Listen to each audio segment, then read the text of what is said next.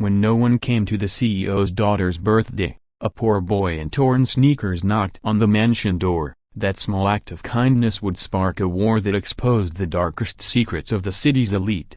No one went to the birthday party for the CEO's paralyzed daughter until a black boy said, "Can I join you?" And that simple moment of kindness would become the greatest lesson in justice a privileged family could ever receive. "Daddy, when are my friends going to arrive?" Emma's sweet voice echoed through the empty hall of the Mitchell mansion, where 24 pink balloons floated sadly above rows of empty chairs. Robert Mitchell, CEO of the most profitable pharmaceutical empire on the East Coast, checked his Rolex watch for the 10th time that afternoon. 2 hours had passed since the scheduled start time for Emma's 7th birthday party, and not a single child had arrived. The Princess Castle cake remained untouched, its frosting and towers waiting for tiny hands that never came. The gourmet cupcakes were lined neatly on silver trays, untouched, while the professional clown hired for $1,000 sat in a corner fiddling with his phone, his painted smile wilting into boredom.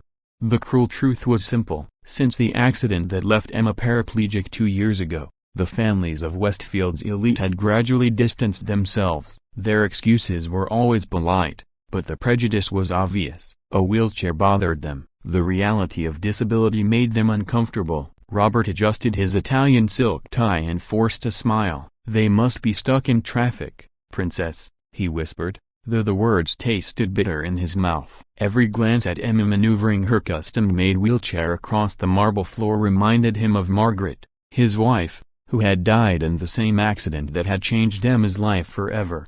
Just then, the doorbell rang. Robert practically ran to the door, his heart racing with relief. Finally, someone had come. He straightened his posture, prepared his best executive smile, and swung the door open. But when he did, his face froze. A black boy of about 8 stood on the marble steps. His Superman t-shirt was faded, with tiny holes in the fabric. His jeans were patched and worn. His sneakers were scuffed to the point of exhaustion, their soles peeling at the edges. But his eyes shone brightly, filled with genuine joy that outshone every chandelier in the mansion. "Hi, sir," the boy said politely, his small voice steady and respectful. "I heard there's a birthday party here. My name is Jamal, and I live in the public housing down the street." He pointed toward the distant outline of the housing project visible through the wrought iron gates. Robert stood speechless.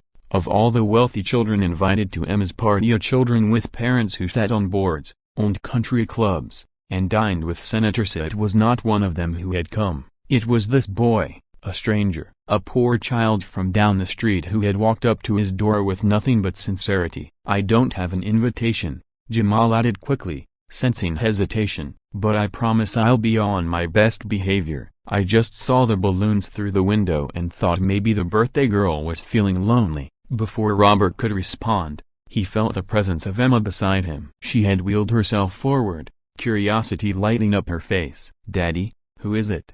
she asked. Jamal's grin widened, revealing a missing front tooth. "Hi, you must be the birthday girl. Happy birthday. Sorry I don't have a present, but I can sing happy birthday really loud if you want." Emma burst into laughter, her voice echoing like music in the cavernous hall. It was the first time Robert had heard her laugh like that in months. "Do you really want to stay at my party?"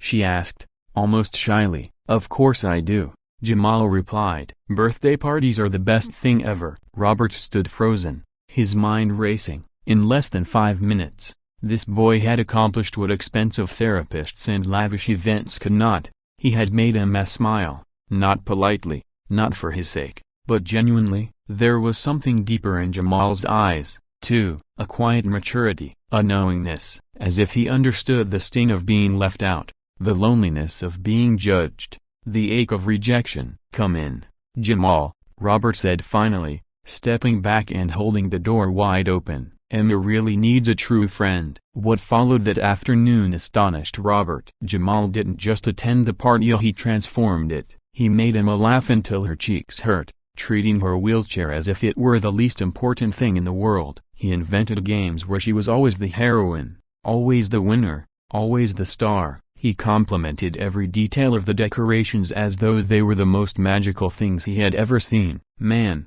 that cake is huge."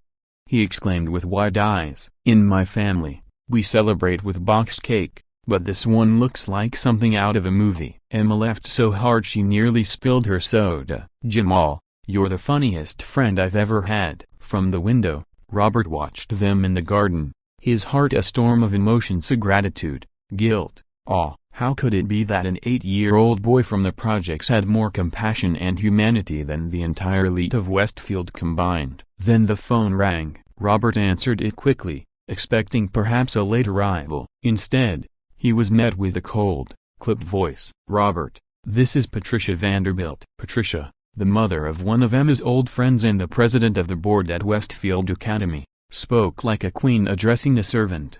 "I need to talk to you about a delicate matter," she said. Robert's jaw tightened. "What's going on, Patricia?" "Well," she began slowly, "several mothers have called me with concerns. They say there's a broken different child playing on your property, a child who clearly doesn't belong in our social circle." Robert's blood boiled. "Are you talking about Jamal, the only boy who cared enough to show up at my daughter's birthday party?" "Robert, you need to understand our position," Patricia replied coolly. "We are traditional families. We don't want our children mixing with unsuitable elements, especially considering Emma's fragile state." "Inappropriate elements." Robert's voice cracked with fury. "Patricia, you're talking about an 8-year-old boy, a child from the housing project. We all know what kind of people live there," Patricia said coldly. "Drugs, violence, broken families.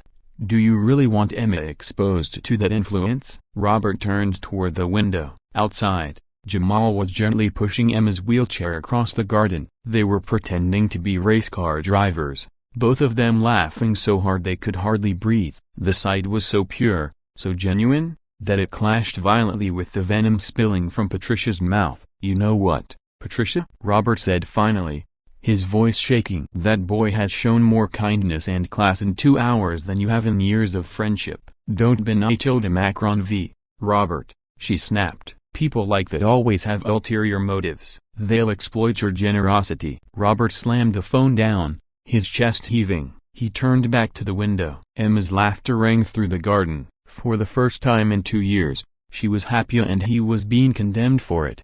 As the evening drew to a close, Jamal prepared to leave. But before he stepped through the door, Emma reached for his hand. "Jamal, are you coming back tomorrow?" "If your dad lets me, I'll be back every day," Jamal said with a grin. "What if people say bad things about you?" Emma asked quietly. Jamal grew serious, his young face etched with wisdom far beyond his years. "My grandma always tells me one thing. People who judge by appearances can't see people's hearts, and people with good hearts don't care what bad people think." Robert felt a lump form in his throat. This boy, just 8 years old, understood human dignity better than every millionaire CEO he knew. He knelt to meet Jamal's eyes. "You will always be welcome in this house, Jamal, always." "Thank you, Mr. Mitchell," Jamal said, smiling. "And don't worry about what people say. My family's been through worse. We always come out stronger." As Robert watched Jamal walk back toward the housing project, a quiet strength radiating from his small frame, he realized this encounter was no coincidence. It was the beginning of something much larger. This boy's presence had already cracked the polished mask of Westfield's elite, and soon, it would shatter entirely. "Are you referring to Jamal?" Robert asked, his voice tight, a simmering anger rising in his chest. "Well, our institution has a reputation to uphold," came the smug reply from the other end of the phone. "Traditional families expect certain standards of social behavior." Robert slammed the receiver down with such force that the echo rang through his office. But that call was only the beginning. By Tuesday, his pharmaceutical company had inexplicably lost 3 of its largest contracts. Clients of decades cited vague strategic changes and new market directions. Robert knew better. Westfield's business elite didn't make moves like that coincidentally. This was coordinated. On Wednesday, his golf club, where he had been a respected member for 15 years, announced a review of its membership policies. The suggestion was clear. Unless Robert reconsidered his social priorities, his place among them was no longer secure. But the cruelest blow came on Thursday. Emma returned home from school,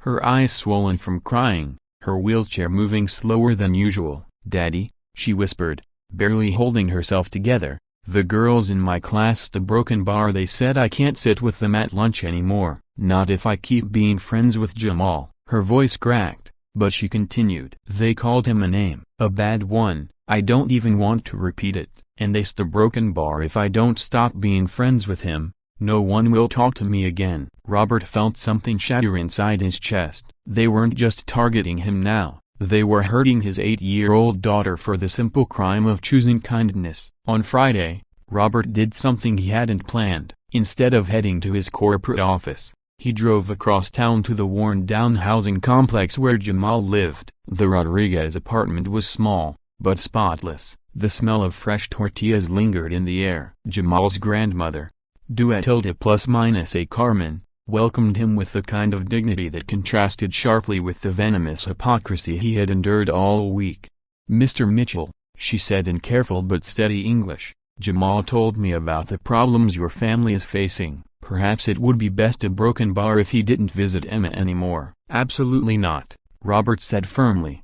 "Duetilde+A Carmen, I need to ask you something. How do you keep going when people judge you before they even know you?" The 62-year-old woman smiled faintly, the kind of smile that came from years of surviving storms. "We came here from Mexico 30 years ago with nothing but hope." Jamal was born here, but from an early age, he saw what the world could be like. "We taught him something important: when people show you who they really are, believe them. And when they try to make you feel small, remember our dignity does not come from the approval of those with no heart." Just then, the front door opened.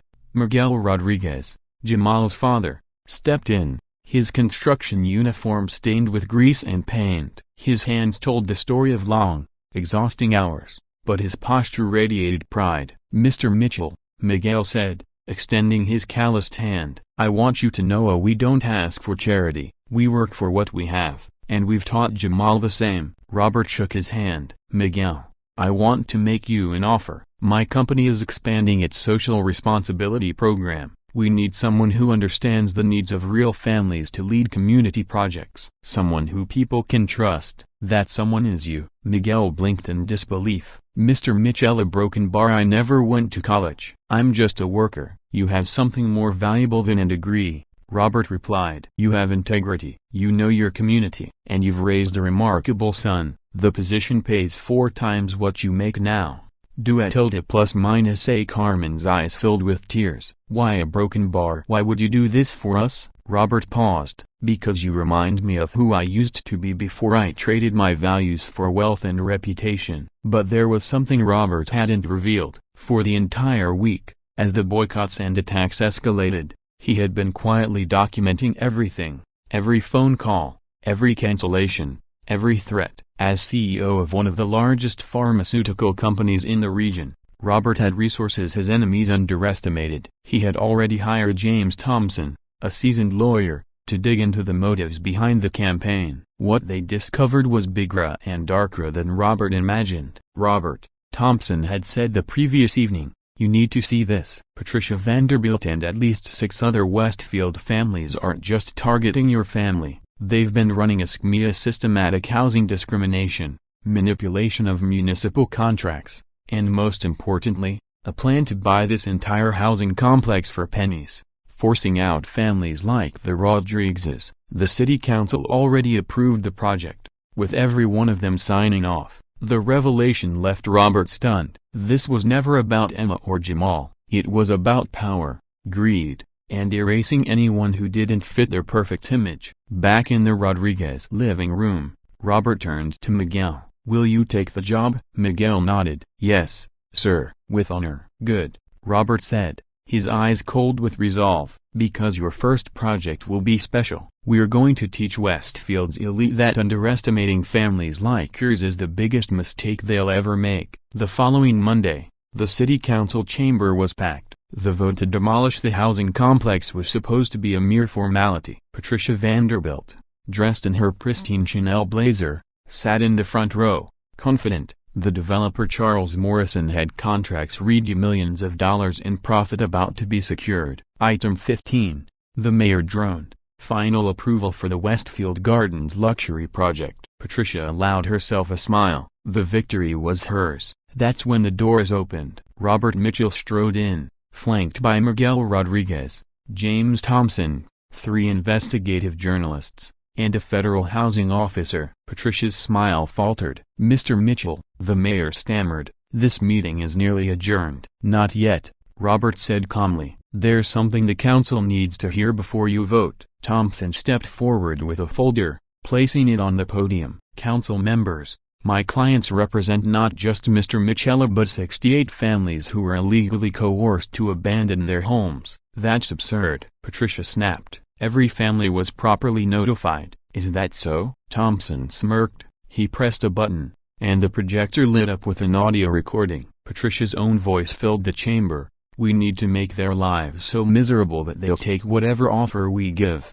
Cut off services, raise fines, do whatever it takes." Gasps erupted across the room. Patricia's face turned pale. "That recording is illegal," she shouted. "Actually," the federal officer interjected, "it was obtained during a 3-month investigation under the Fair Housing Act. Perfectly legal." The next slide appeared. Emails between Patricia, Morrison, and city council members, plotting how to drive out undesirables and keep the community exclusive.